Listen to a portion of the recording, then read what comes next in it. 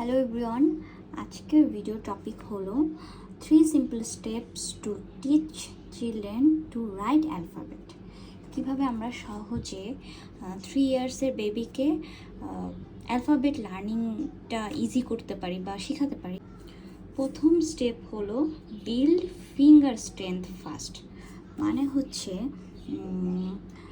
বাচ্চাকে ফার্স্টে আপনার ফিঙ্গারের যে স্ট্রেংথ, দেখবেন বাচ্চাকে লেখা শুরু করালে ওরা হচ্ছে পেন্সিলটা ধরে ঠিক ওয়েতে না, ইভেন আঙ্গুলের গ্রিপটা স্ট্রেংথটা ভালো পায় না, কারণ তো বেবি, ওদের তো আর এত ওরা এভাবে ইউজ টু না।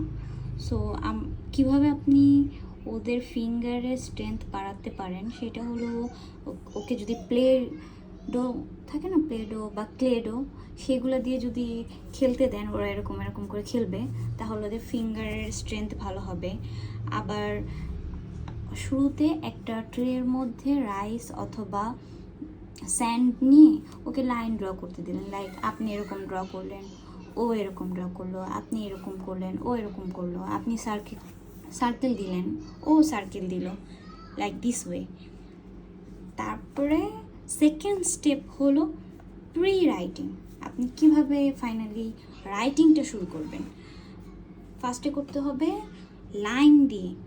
5 টাইপসের লাইন আছে, like standing line, like this way, এরকম ডট ডট করে দিবেন, এরকম ডট ডট ডট ডট, ও এরকম করে পেন্সিল দিয়ে এভাবে করে লাইনটাকে ফিল করবে, ঠিক আছে? Standing line. তারপরে এটাকে স্লিপিং লাইন বলে, এরকম এরকম করে দিবেন, ওই স্লিপিং লাইন। এরকম 5 টাইপসের লাইন আছে, এগুলো নিয়ে আমি ডিটেলসে আরেকটা ভিডিও বানাবো।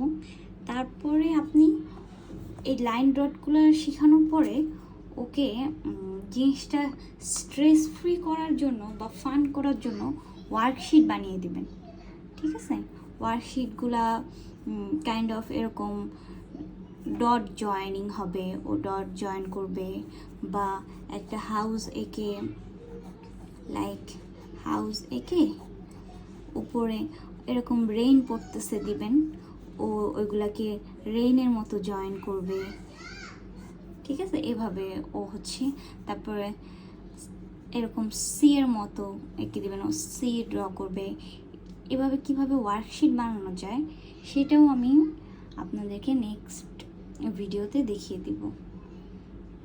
এই গুরুত্বপূর্ণ 3টা স্টেপ যদি আপনারা ফলো করেন, নিশ্চয়ই আপনাদের বেবি 3 ইয়ার্স ওল্ড থেকেই লেখা শুরু করতে পারবে এবং হাতের লেখাও সুন্দর হবে।